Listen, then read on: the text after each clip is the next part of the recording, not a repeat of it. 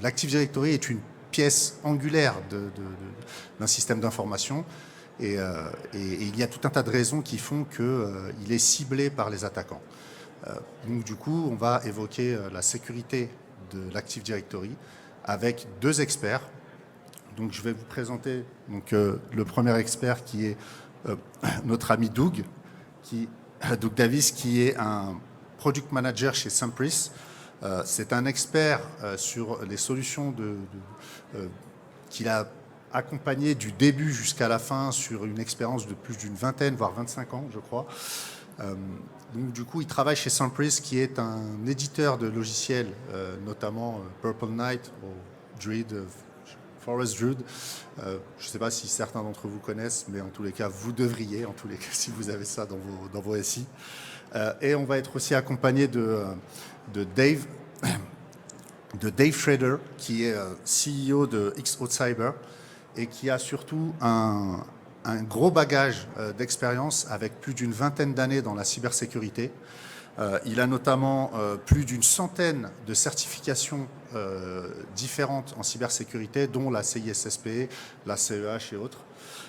Donc du coup, je pense qu'on a véritablement deux gros experts qui vont pouvoir échanger, communiquer pour parler de l'Active Directory et de sa sécurisation. So now I will make my question in English. So I have a question for you, Doug. You are the first. So what makes Active Directory such a frequent target on cyber attacks? Yeah, hi everyone. Yeah, my name is Doug Davis. I'm really pleased to be here. Actually, my second year here. Really always enjoy coming here, talking to you folks. Active Directory is unique. Active Directory has two important attributes that make it the target of 90% of all attacks, either directly at Active Directory or through Active Directory. So think about that. 90% of all attacks involve Active Directory in some way. And why is that? First of all, it is very pervasive. Most large organizations, right down to small organizations, have Active Directory. So Active Directory, I'm assuming that everybody knows what Active Directory is, but it's an identity service that was provided by Microsoft starting in the late 1990s. And it was very successful, and it has some intrinsic abilities that make it very hard to remove and make it still very pervasive right now. So 90% of organizations rely on Active Directory as one of their main authentication methods. However, it is the only identity service that will tell you exactly what is wrong with it. Even with a least privilege account, you can scan your Active Directory and find out exactly what security holes will be open. I think Dave will talk about where that has tripped up organizations in the past. So when we think about all the threats in the security landscape, Active Directory is unique because it's everywhere, it's old, and it's very easy to interrogate and find out exactly how it can exploit. Hackers are lazy. They love being able to just scan and go, and that's what you can do with Active Directory. So it's a very unique, and that's why it's so important to be aware of it, to secure it, and know about the vulnerabilities. Okay, thank you. So I have a question for you, Dave, now. So from your perspective as a former CISO, what are the key challenges in securing Active Directory that organizations often overlook? And if you have an example from your past experience, you can share with us. If you I think I can handle that one. Thank you, and thank you very much for having me. So one of the things that I'm going to say is the word nested. Okay, when it comes to Active Directory, and as a practitioner, someone who came up through the infrastructure side, when you've got a nested user and you've got those groups that are identified, it's not a one-to-one calculation. It's not something that we can take a look at and go, oh, this person has this access. If it gets nested, that becomes quantifiably more difficult. And parsing that all apart and using a manual effort to do that, and somebody who's got, maybe it's been there 10 years and it's got some knowledge of the network, that's not a strategy. You've got to have something that can pull this apart. You've got to have tagging, you've got to have visibility, and I think that's something that Cybersécurité does very well. But you've got to be able to pull that nesting apart and say, what do they really have access to? Now, I'm an ethical hacker. What my company does, we do pen testing all the time. We have red team services. When I step in, I'm going to get access via phishing, right? It's going to happen. I'm going to set something up that looks like, a shipping label that you're expecting. Someone's going to click on that to check on that delivery. I'm going to get access, and then I want to see if I can move laterally, east and west. With those credentials, I'm probably going to trip an alarm if I try and escalate privileges too fast, but if I slow roll that, that's going to happen over time, right? So it's not if, it's when. It's just a matter of time, and I'm going to do that trickle under the radar. I'm going to stay under the threshold you set to be able to see me, and I'm eventually going to get access and get that privilege escalated. That's something that you've got to watch out for. That's got to ring all the bells and whistles. The problem with the bells and whistles is every single one of our technicians, every single one of our analysts has got alert fatigue, right? So they can't get to those big ones, and those escalation ones, they tend to get pushed down to the bottom because the number one, the thing that we're looking for is if something gets encrypted, right? All that to say, you've got to be able to parse this out a little bit better. You need some AI, you need some help. You need to be able to make yourself a one-to-many equation, right? You need to be able to make your analyst and your SOC analyst a one-to-many so that you can parse this out and make sure that it's not manual. And I think that that's what we've got here, and that's what we're talking about today. That's really interesting. Thank you for. So now I have a question for you, Du. So as a provider of security auditing tools, how do you assess if an organization is vulnerable to identity-based attacks? So Active Directory is our best friend in that aspect because it's very easy to query an Active Directory environment to find out, what vulnerabilities are open within it. Any one of you, if you have any account in your Active Directory environment, even if it's only read-only, least privilege account, you can start finding out exactly where the vulnerabilities are in your environment. So the main thing that you want to do, and Dave talked about it, is kind of become your own pen tester in a way. Use tools that are out there. We definitely supply tools, Purple Knight and Forest Druid, but Ping Castle, Bloodhound, there are lots of tools out there where you can really start doing that initial assessment. So you need to understand exactly how vulnerable your environment is and what are some of the core issues that you have in there.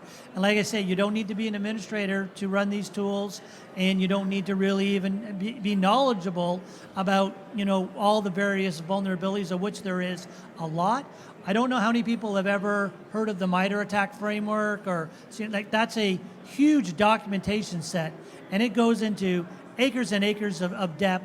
If you do have some time, it's a great documentation set to go through, but you want to synthesize those down to simple tests, and there's probably, 20 or 30 common vulnerabilities that keep popping up all the time, and they get divided kind of into two sides. There's the social engineering, the phishing kind of approach, but then there's that technical approach as well, so you really need to understand that side of the house. So basically, run some kind of automated tool that'll give you your initial assessment of how insecure your environment is, and then work off of that to try to get those most common ones closed off. So I think that would be the best approach.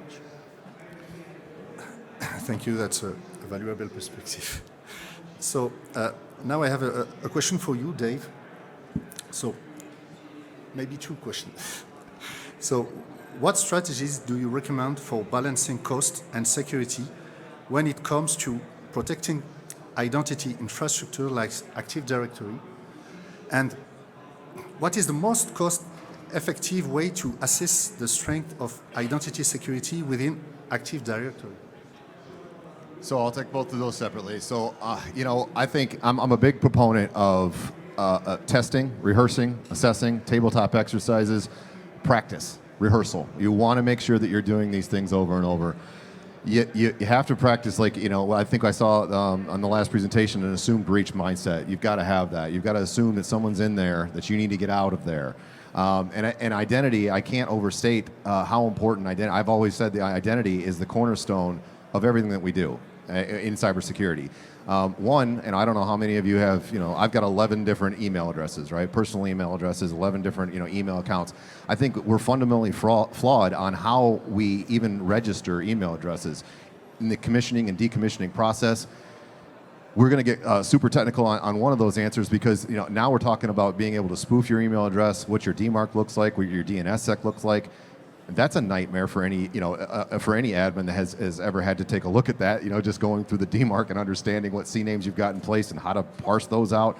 This becomes tangled very quickly, right? So being able to untangle that, it's tedious, but it's of vital importance. And it speaks to everything that we're talking about next, because everything is built on that cornerstone of identity. And if we don't know who we're talking about, matter of factly and specifically, we've got a real problem on down the road when we get to data classification, when we get to DLP, when we get to microsegmentation. All the bells and whistles that we want to do on down the road, and the things that we look at and we want to buy that and we want to put that in place, and all the point product.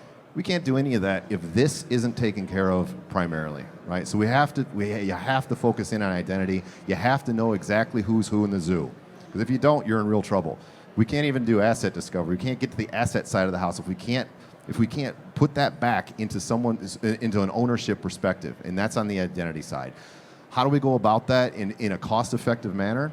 Certainly, you can take a look at that on a manual side. Active Directory's got some tools. Microsoft's got some great things. Entra ID is coming into place, and I know we're focused on Active Directory and Entra ID, specifically on the Microsoft Forest, but there are other platforms out there, and I do like the word platform. I like that approach because I don't know about you, but I'm tired of that chair swiveling every 5 seconds when I have to go to a different dashboard to get the information that I need. So I like the platform approach. I like that it's all integrated, and I like that somebody's bringing some AI that actually will do something for me that I didn't have to do. It didn't take me 10 minutes to do that. So that's how I think that we leverage that. I think AI is going to become a very, already has become a very important component of saving me some mundane tasks. I think we need to leverage that. I think we need to lean a little bit into the trust on that. I don't know that we're there yet. I know that I'm not. I know that everybody's not. We have a little bit of trepidation assigned with AI, but I think it's coming, and we're going to be able to trust that. And I think we need to take advantage of that while we're taking a look at how we become more cost effective in these assessments. If I can add one thing there, Yeah. I think it's true to say that the hackers are using AI. They're not waiting around. They don't have any ethical concerns about it or anything like that. So we need to think about that they're bringing all their arsenal to the table, and AI threat vectors are becoming a more important thing all the time as well. So yeah, you have to think about that, is that your own reluctance to maybe use some of those tools isn't what's happening on the other side of the fence, for sure.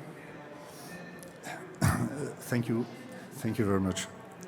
So now we will talk about. We will be back after for talking about AI. I have a question for you. So now I have a question for you, Doug. And what are some of the most overlooked weakness in AT protection, and how can business address these gaps effectively? Sure, I think they can use Purple Night. You have to try it. I use it every day with my team. It's my... and if you have any specific example, you can share. So the biggest gap in Active Directory security is staff, right? Active Directory is an old technology. It's not a sexy technology. It's at the forefront of everything, but people want to work in the cloud. They want to work in AI. They want to work in everything. And you have this clunky old thing that's just sort of clanging around in the background. And, if you don't have the workers, the knowledge people that are going to be there always keeping on top of it, and I don't know about all your organizations, but we work with thousands of organizations, and some of them come to the table with a shocking lack of actual skill set around that. So one thing we have to think about, and building off of what Dave was saying, is automating and making these things easier to sink your teeth into. So you do have to fill that staff gap, that knowledge gap, with tools, and those tools that are out there are geared towards giving you that high level. One of the things that is really interesting about Active Directory. So, we mentioned Purple Knight here. Purple Knight is an Active Directory vulnerability assessment tool. Very easy to run. You don't need to be a global administrator to run it. And we've run basically thousands of these assessments right now. It's been used over 40,000 times around the world. And we assess banks, we assess critical infrastructure companies, we assess media companies, healthcare, and they all get shockingly low scores because they have very common vulnerabilities that are open. And you have to be able to close those off. The reason why they don't get closed off is because who has the time to go through this long list of vulnerabilities and learn how to test that vulnerability? So using a tool like Purple Knight or Ping Castle, I'll give a shout out to a competitor product as well. You basically will get an assessment score. It'll tell you exactly what's wrong. And there are some very common ones. We continue to see print spooler enabled on domain controllers. Print spoolers on domain controllers is probably the easiest vulnerability. And don't forget, I can just start your company today, be given low-level access, find out that you have a print spooler enabled on a particular domain controller. I bet you didn't patch it all that well. Boom, I get in there, I send it an elevated command, and I'm off to the races. I'm going to go off things as well. LDAP signing not required on domain controllers. That's another one that we often see. Underprivileged accounts in privileged groups. You can use tools like Forest Druid or Bloodhound to find out that there are privileged accounts spattered throughout an Active Directory. Active Directory is probably 20 years old in most large organizations, and you will have found that somebody was given access for a very short period of time, theoretically, but that was 20 years ago or 10 years ago, and they still have access. And that would be, if I found out that person still had access, that's where I would do a phishing attack, I would do a social engineering attack against that. I know we're not really talking about Entra ID as well, but that's part of the mix, and we talk about lateral moves as well. There are some nasty default settings in Entra ID as well, where non-admin users can register custom applications. I love that one because I would exploit that every day. I would create an application that said 2025 business calculator, and I would go after a salesperson, hey, you got to register this custom application, put the company logo on it and everything like that, and then an administrator has that pop up. Of course I'd say, yeah, it looks like it's from my company. You have to understand where those vulnerabilities are because you just make it too easy a job for somebody to just quickly get access. If they get access through a simple social engineering attack and they find these exploits really quickly, then they're off to the races. I was at a seminar where LDAP signing not required on a domain controller is a 5-minute exploit. If I find that out, I can grab an LDAP query, I can repurpose it and go the way through. So just kind of rounding that off, you probably do have a knowledge and a staff gap within your organization. So you have to start with this plethora of tools that are out there or organizations that can help you do that initial assessment and then build your plan on top of that and build that kind of, layered defense on top of all those things. Thank you, Doug. So now I'm back with my AA question. So it's a question for you, Dave. In your experience, how can companies effectively integrate emerging technologies like AI to enhance Active Directory protection without overcomplicating their infrastructure?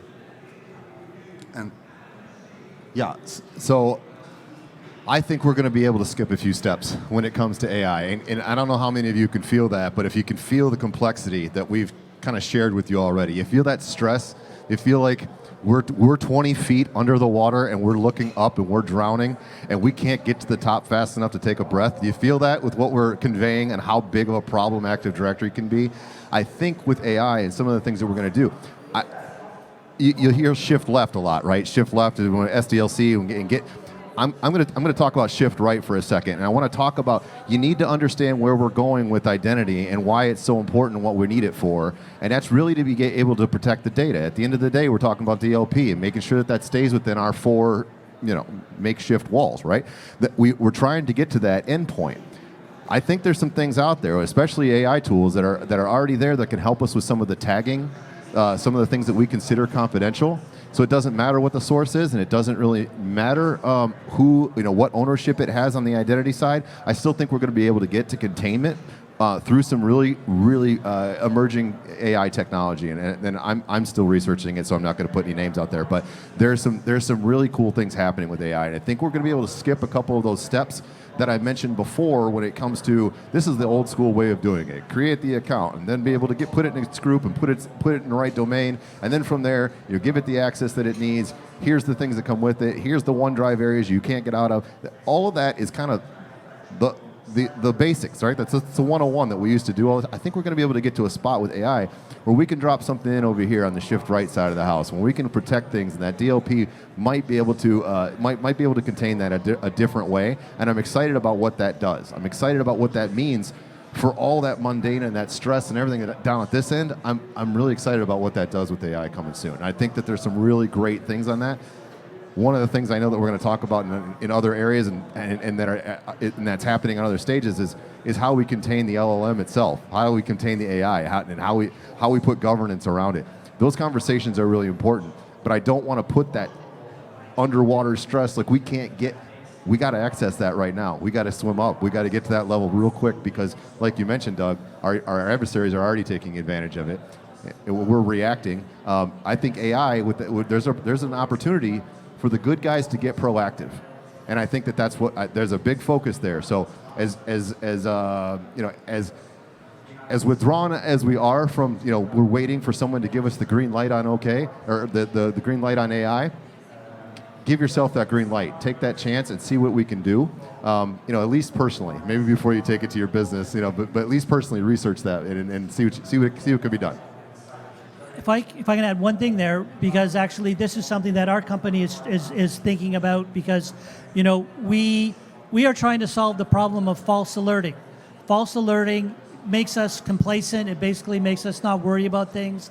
And we collect every 80 log-on log from these organizations, thousands and thousands and thousands of logons per hour, and we are starting to assess that with AI to kind of understand what are the actual patterns of logon. And this has been a problem for a long time, anomaly logon, alerting, and all of a sudden this person is logging in from the Netherlands and they shouldn't be. But there are so many things, like could be a VPN, it could be a lot of things, and we can't solve that through algorithms. We can only solve that through AI. So that's an example of how Semperis is applying AI to trying to reduce false alerts and come up with a real logon anomaly alerting facility. And that's just a tentative, foothold in there. I think a lot of organizations, a lot of companies are going to have to start thinking that way and sort of say, it's not going to be just regular approach. We're going to have to apply some AI to these data sets and, reduce these false alerts or these false paths and wasting everybody's time, tracking down something that's not really something. So I would agree with you. We have to be a little bit less worried about AI, mostly because our adversaries aren't, and they're going to kill us if we don't get ahead of them in that thing. It's a continual arms race, right? So definitely that's something that needs to be addressed. I'm totally agree with you, with you too. I think we have a lot of companies that are afraid about AI, so they doesn't want to use it. But I think they need to use it for develop cybersecurity. For data analysis, it's really not scary, right? Like you're not trying to make the AI is not making decisions for you. It's trying to find data streams or data patterns for you. And some of these AI engines are getting so much better at doing that. And but there's a knowledge tree. Like it takes a while to learn how to do that. But if we're collecting an insane amount of data and we're just trying to find patterns in the data, that's a perfect use of AI that doesn't really have any bad connotations to it. So. That's right. That's right. So now I have a question for both of you, and it's about regulation and legislation. How does identity security contribute to regulatory and businesses' obligations, like for me in Europe, NIS2, or maybe for Canada, you have PIPDR. Tell me it's wrong, by PDR. You have Loi 25, and in the US, I think you have, CMMC. So it's a question for both of you, if you want to, who want to start? So my issue with regulation is that it's going to take too long compared to our industry. So it doesn't matter whose country it is, but I will just give an example. The United States, just yesterday, maybe the day before, the White House finally put some guidance out on AI. That's yesterday. I mean, we're so far behind, and the technology changes so quickly. You mentioned CMMC. Even CMMC is outdated from the way it was written to the technology that's in place today and the things that we can leverage. So there's always this gap or this gray zone of, I don't know if I can use that because we don't know if it's regulation, we don't know if it's sanctioned, we don't know if it's blessed. And the guidance from above is they're doing the same things that we are. They're evaluating. They're trying to make sure that it looks safe. By the way, the government end users want to use this as well. They want to utilize the same technology, and the government's going, well, we can't allow that. That we have to contain that. There has to be, we have to make sure that those things are contained across the board. So they're dealing with the same thing while they're expected to give guidance. It's going to take a while for them to catch up, and in the meantime, where are we? We're on the bleeding edge of technology. We want to be able to take advantage of it because our adversaries are in our face with it. So when it comes to regulation, from my perspective, it's something that's going to be late to the party. It's going to come late. It's something that we're going to have to adhere to, and it might actually take us back a step. But at the same time, I think it's necessary, and I wish that we could get the governments to be able to catch up and to be able to make those decisions, not in real time, but closer than they are now. So those are my things. I think there's some things that could really help them, and I do a lot of consulting, and I lend my opinions and my perspective on what they could do to kind of embrace some of this, as opposed to being the office of no, or how do we embrace this technology to give us that mean time to detect and that mean time to respond. That at the end of the day, that's what we really need to utilize this for. How do we put that in place today so that it really helps the good guys be able to finally get a leg up and not be as reactionary, but be a little bit more proactive against the cyber adversaries? And I think governance has always been an anchor for us. Maybe we could leverage those public-private partnerships and see what we can do in the future toward that. And one thing I think I would add is that there's been a real change trend in regulation the last maybe 5-10 years towards penalties. So, not meeting regulatory. So, whereas the regulations aren't keeping up with the technology per se, the impact is, they're keeping up with the impact. So if you have a data breach, for example, because your Active Directory is compromised, you could be, in line for some pretty heavy fines. I think GDPR in Europe is like hundreds of millions of dollars being collected every year now in GDPR fines. Data breaches, the impact of data breaches, from that perspective. Also, it could be legal, it could be all kinds of things, outages from that perspective. So you have to think that the regulatory framework, and I do agree with Dave, you almost want to think about where it's going to be in 5 years. So in 5 years, it's going to be even more locked down. There might even be some requirements that you have to, if you're going to be working with the government, you have to have a particular score on a security assessment, within your Active Directory or something like that. So I think we have to be very cognizant that, whereas regulatory frameworks do have a technical impact, you start doing things because of that, but they also have a increasingly large penalty impact as well. And an Active Directory being so leaky, lends itself to, tripping over these regulatory lines and, being in front of a regulatory body, which you never want to be. That's probably the worst conversation you'd ever have, is to talk to somebody who doesn't understand your technology and is applying like subsection 6 of a particular regulatory framework. You're trying to sort of explain to them that's not your problem, it's because of a technical glitch down the line. But that is an increasing problem there as well. Thank you, Doug. So we approach at the end of our panel. So it's my last question. And after that, we can make a Q&A. So it's a question for both of you. If you could give us one key piece of advice for businesses looking to strengthen their Active Directory security, what would it be? This is probably self-serving, but increase your Active Directory budget for assessment and tools.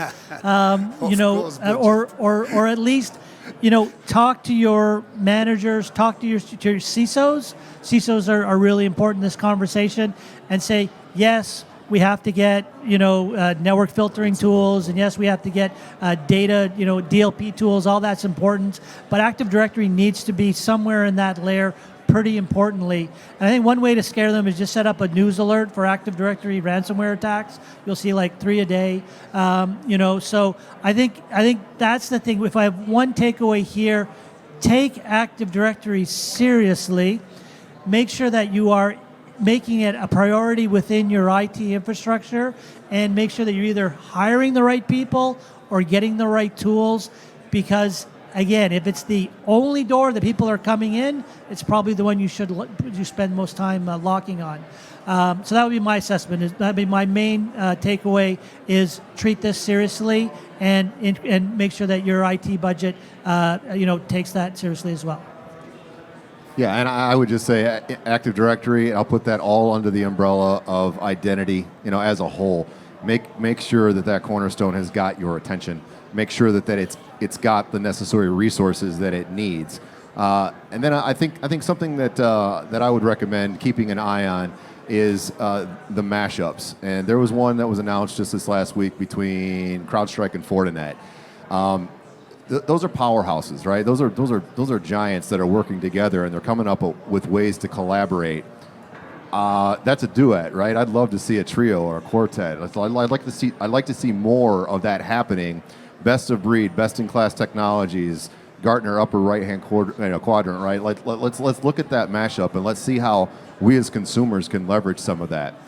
Again, I think back to my days as a SOC analyst, that level 1 analyst, where I'm just constantly flipping between tickets, and I'm a swivel chair, and I'm moving. You can automate a lot of that these days. You can move that you can push that down the chain and use AI to do some of that, and then promote those up where they're making real-time business decisions. One thing that I would think at the end of this is think about the business outcome that all of this matters for. What are you solving for? You're solving for X at the end of this. Make sure that you've got all this in place so that you can solve for that business outcome, because that's where your funding comes from. The CFO wants to hear what business outcome you're solving for. You're solving for 3 a day Active Directory, ransomware attacks that could take the business offline. Okay, that's great. But what is that going to do? We're just going to recover from that.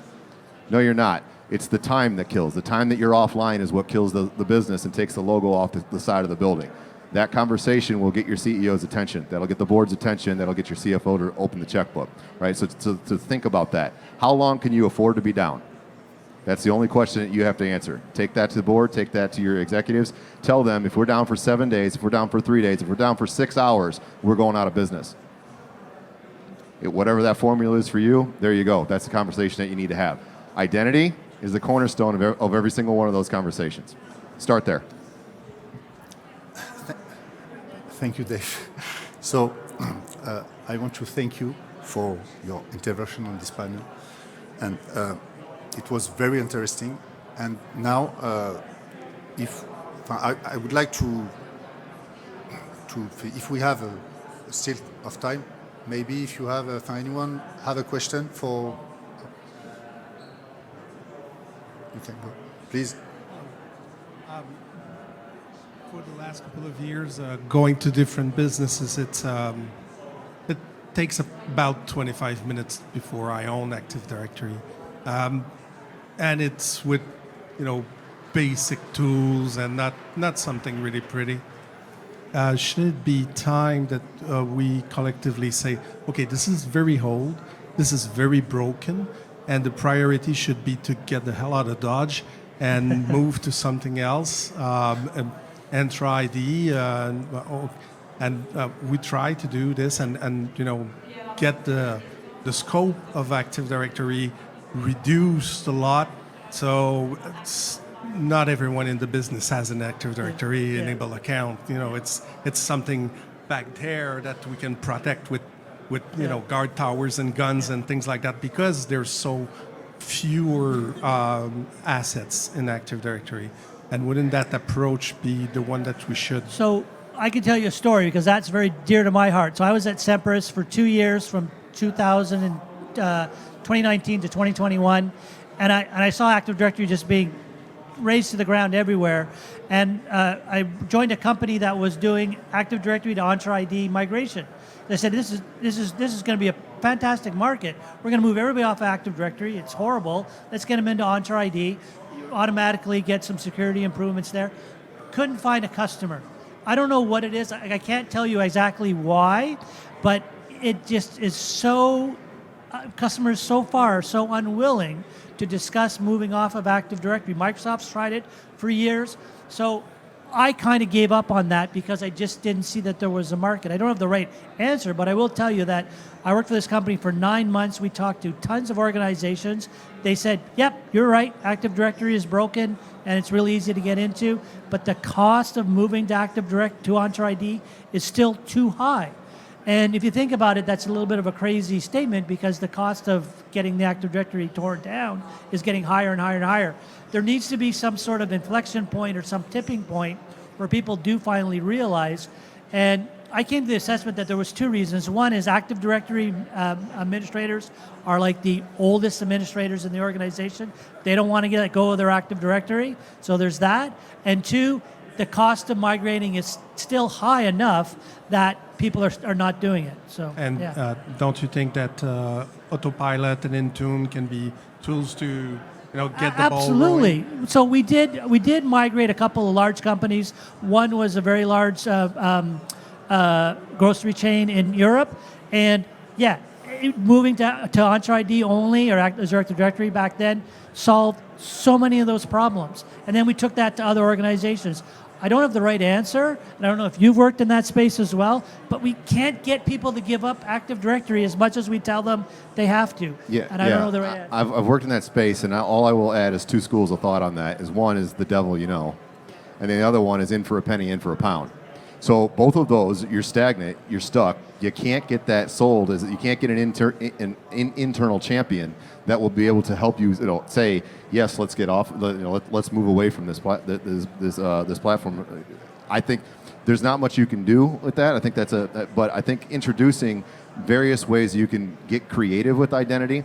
I also don't disagree that removing some of those assets and minimizing those and making sure that those are privilege access management, including that on some of those. Make sure you're using Periscope. Make sure you got complex passwords and MFA rolled onto everything. These are all just fundamentals, right? I'm talking about cyber hygiene at this point. But if you're making sure that that's done right, even on assets that you minimize, that's a great way to kind of bring those things, get them under the vest and get them protected. That's a great way to do it. Take baby steps. Yeah, absolutely. Yeah, I agree, but the problem is that every business I walk into, I run Responder for a couple of minutes, or I found a printer, and so I'm not an overly technical person, and I can break into Active Directory in 15 minutes. That's the problem. The problem is that we're talking about, you should do this or you should do that. Yeah, but the building's on fire. Fundamentals. You're absolutely right. Yep. Yeah, and I think so. There was a really good Five Eyes report recently about how Active Directory is just a huge threat across the world. It's a really good report. It does mention Purple Knight and Pink Castle. It says you have to get hold of it. So governments are finally saying this is ridiculous. We have this ancient technology, but corporations and business is business, right? So I do like Dave's approach where let's ease people into it. For God's sakes, turn MFA on. We still do assessments and people aren't using MFA. So maybe we say let's make this the year of MFA and passwordless That was 15 years ago at Black Hat. I mean, that's a 15-year-old presentation. Yeah. But you know what? Until that somehow hits some kind of tipping point, it's here to stay. It's everywhere, and the only way that we're going to survive this is by understanding how bad the problem is and solve, plug as much as we possibly can, because our managers aren't allowing us to get off of this technology. I'm ashamed that I'm still working in Active Directory. I worked in it in 1999. I went to Microsoft Campus when they announced it. I wrote one of the first NT4 to AD migration tools, and here we are, middle of 2020s, and it's everywhere, So, technology is supposed to evolve. You're supposed to move to the next thing. this is one for some reason we haven't moved off of. So. Anyone want to ask another question? No? We'll It's be okay. here next year talking about the same thing. Okay. So thank you very much. Thank you very much, Dave. Thank you very much, Dude. It was a pleasure.